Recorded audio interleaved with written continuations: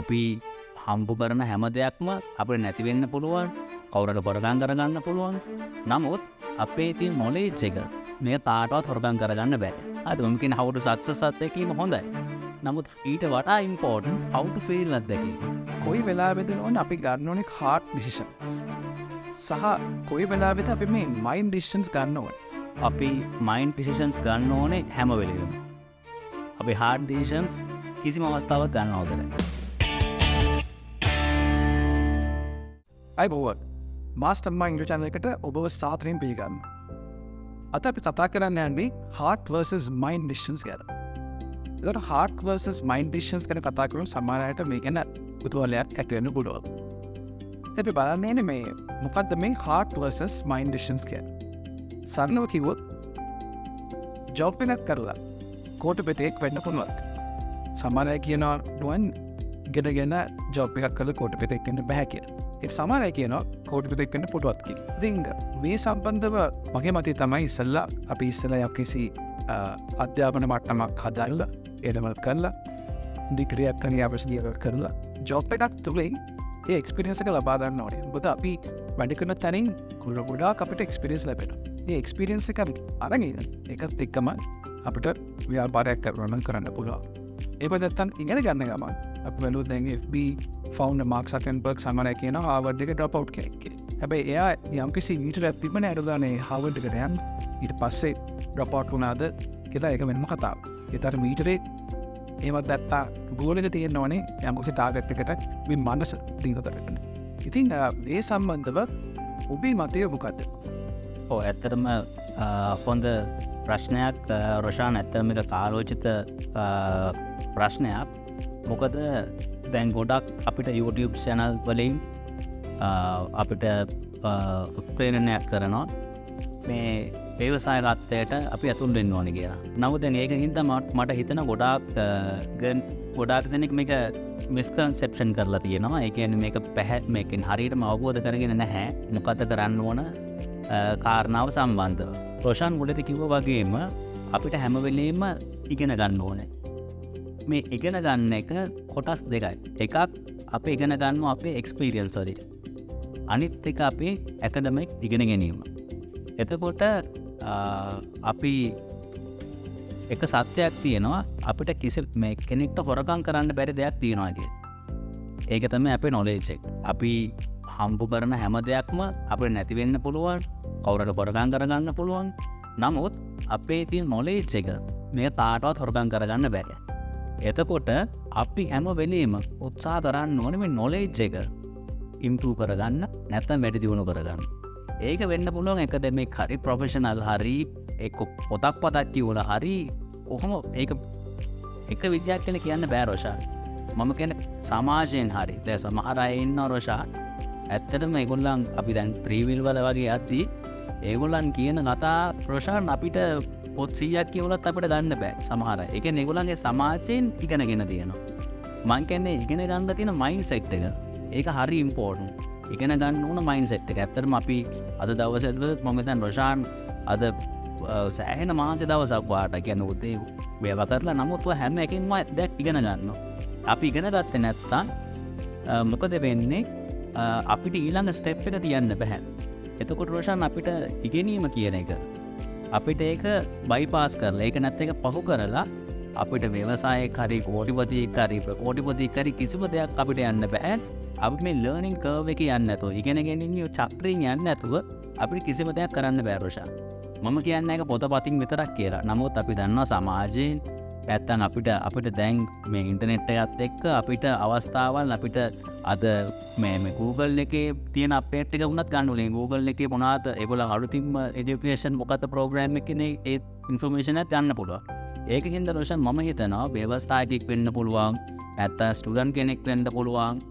අපිට ඉගෙන ගැනීමට තියෙන ආශාව, burning desire ඒක තියෙන්න ඕනේ. ඒක තිබ්බොත් විතරයි අපිට ඉස්සරහට ගැන අපිට හිතන්න පුළුවන්. එනුවන් මේ ඔබ සාර්ථක ව්‍යවසායකෙක් වෙලා. හැබැයි මම දන්න විදිහට ඔබ ඉස්සර ජොබ් එකක් කරලා ඒ එක්ස්පීරියන්ස් එකෙන් තමයි මම මේ ගේම් ගහලා තියෙන්නේ.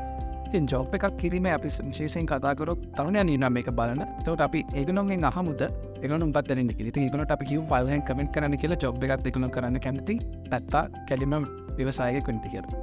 ඒතර ඔබේ තියෙන පළපුරොත්තෙන් ජොබ් එකක් කිරීමේ හොඳ සහ නරක ගැන පොඩ්ඩක් විස්තර කරන්න පුළුවන් නේද? රොෂාන් මම මේ දවස්වල දකින ට්‍රෙන්ඩින් විදියට කට්ටිය ඒලෙන් ඉවර වෙලා බත් හරි නැත්තම් ස්පයිසස් හරි එහෙම විකුණනවා. මම ඒකේ දකින හොඳ පැත්තක් දකිනවා රොෂාන්. අපිට එතනින් මම ඒකෙන් ඒගොල්ලන් කියන්නේ දැන් ඒලෙවල් ඉවර වෙච්ච ගමන් වෙනදට ට්‍රෙන්ඩ් එක තිබ්බේ මොකක් හරි ජොබ් එකකට යන්න. නමුත් දැන් සමහර අය ට්‍රෙන්ඩ් එකලා තියෙන රයිට් ඕකේ පොඩි බිස්නස් එකක්. එතකොට අපිට රොෂාන් අපිට එතනදී ගන්න පුළුවන් අත්දැකීම සමහර අය MBA ප්‍රෝග්‍රෑම් එකකට ගිහලවත් අපිට ඒ අත්දැකීම ගන්න බෑ. how to fail අත්දැකීම. අද මම කියන how to success අත්දැකීම හොඳයි. නමුත් ඊට වඩා important how to fail අත්දැකීම. right? එතකොට අපිට කොතනින්ද වැරදින්න පුළුවන්. එතකොට ඒගොල්ලන් එක tangible. ඒක කියන්නේ business අපේ MBA එකක් කරත් හරි ඒ experience දැන් MBA එකකදී දැන් අලුත්ම කරිකුලම් එකේ ඒගොල්ලන් කියන ඕගොල්ලන් පොඩි බිස්නස් එකක් පටන් ගන්න ඕනේ කියන එක ඒක මැන්ඩේටරි රික්වයර්මන්ට් එකක්.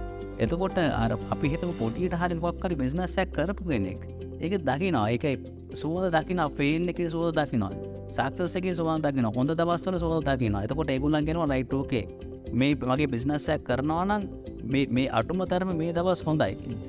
මේ අටුම දවස් මේ මාසේ 20 වෙනිදාන් පස්සේ හොඳයි. ඊට පස්සේ අප්සෙට් ඒ වගේ ඒගොල්ලන් ඒක සුවඳ දකිනවා. සක්සස් එකේ සහ ෆේල් එකේ සුවඳ දකිනවා. රොෂාන්ගේ ප්‍රශ්නෙට උත්තරේ මම හිතනවා අපි තියෙන්න ඕන හැම වෙලේම එන්ටර්ප්‍රනර්ෂිප් මයින්ඩ්සෙට් එකක් තියෙන එක ප්‍රශ්නයක් නෑ. නමුත් අපි එක්ස්පීරියන්ස් එක ගැද කරන්න මම හිතනවා අනිවාර්යයෙන්ම අපි කොයි හරි සේවයකට යන්න ඕනේ කියලාම. මොකද එතනින් අපිට එක්ස්පීරියන්ස් එක දෙනවා අපිට කෝපරේට් කල්චර් එක. එතකොට ඊට අමතරව කොහොමද මේ එම්ප්ලොයිස්ලා මහසුරුවන්නේ, කොහොමද අපි වැඩ කරන්න ඕනේ. ඒ එක්ස්පීරියන්ස් එක මම හිතන්නේ ඒක තනියම ගන්න පුළුවන්. නමුත් අපිට ඊට වඩා ලීසියෙන්ම ගන්න පුළුවන් කොහේ හරි ජොබ් එකක් කරොත්. නමුත් මම හිතනවා කවුරුට ඒක නෑ. මම චැලෙන්ජ් එක ගන්නවා. මම චැලෙන්ජ් එක අරගෙන මම ඒක කරනවා කියලා මං හිතනවා. ඒකත් එක ක්‍රමයක්. අර ක්‍රමයේ විතරක්ම නෙමෙයි තියෙන්නේ. අරකට එක ක්‍රමයක් කියන එක මම හිතනවා. අපි ගොඩක් වටිනා දේවල් කතා කරනවා. දැන් අපි ඇවිල්ලා තියෙනවා අන්තිම ප්‍රශ්නෙට. උගක් වැදගත් ප්‍රශ්නේ. කොයි වෙලාවෙද ඕනේ අපි ගන්න ඕනේ hard decisions? සහ කොයි වෙලාවෙද අපි මේ mind decisions ගන්න ඕනේ? අපි mind decisions ගන්න ඕනේ හැම වෙලෙම. අපි hard decisions කිසිම අවස්ථාවක් ගන්න හොඳ නැහැ. right? ඒකට හේතුව තමයි අපි කරන දේට අපි full heart එකෙන්ම කරන්න පුළුවන්. නමුත් decisions වලදී අපි 100%ක්ම ගන්න ඕනේ mind decisions විතරයි. කිසිම අවස්ථාවක අපි hard decisions ගන්න අරකයි. මොකද ඒක හරි important. ඒක අපි සමහර අය පෙන්වන්න පුළුවන් ඊට hard decision එකක් ගන්න කියලා සමහර businessmen සහ entrepreneursලා. නමුත් ඒගොල්ලන් බැලුවොත් හරියටම බැලුවොත් ඒගොල්ලන් කට් කරන බැලුවොත් 100% ඒගොල්ලන් අරන් තියෙන mind decision එක. නමුත් ඒක ඒගොල්ලන් මාකට් කරන්න කැමති hard decision එකක් විදියට. ඒක නිසා සමහර පිටින් බලන් ඉන්න අය මේ ට්‍රැප් එකට අහු වෙන්න පුළුවන්. ඒගොල්ලන් හිතනවා රයිට් ඕකේ මේක මේ ඩිසිෂන් එකට අපි යන්න පුළුවන්. හැබැයි මම කියන හැම වෙලෙම අපි ගන්න ඕනේ 100%ක්ම මයින්ඩ් ඩිසිෂන්ස් විතරම.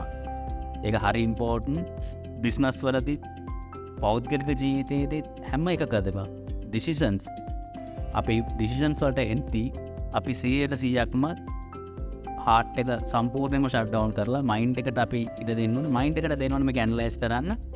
මයින්ඩ් එක එතකොට ගන්නට ඇනලයිස් කරයි මොකක්ද අපි ගන්න ඕන ඩිසිෂන්ස් කියලා. රට යනවද නැත්තම් ලංකාවේ ගොඩ යනවද කියලා. විශේෂයෙන් අපි බලුවොත් ලංකාවේ ඒක පුද්ගල ආදායම GDP per capita income එක 3200ක් විදිහට සටහන් වෙනවා ඩොලර් වශයෙන්. දැන් අපි බැලුවොත් වෙන රටකට යනවා නම් ඒක පුද්ගල ආදායම ඩොලර් 50000ට වඩා වැඩි වෙන්න පුළුවන්. ඒ සමහරවිට ලංකාවේ සල්ලි වලින් කන්වර්ට් කරාම අපි දක්වන ලොකු ගාණක්. හැබැයි අපි ඒ තියෙන ආදායම් සහ වියදම් ගැන සැලකිලිට ගන්න නැහැ. ඉතින් නෝවන් ඔබ බලන විදිහට ලංකාවේ ඉන්නවද? ලංකාවේ ඉඳන් ගොඩ යනවද? නැත්තම් පිටරට යනවද?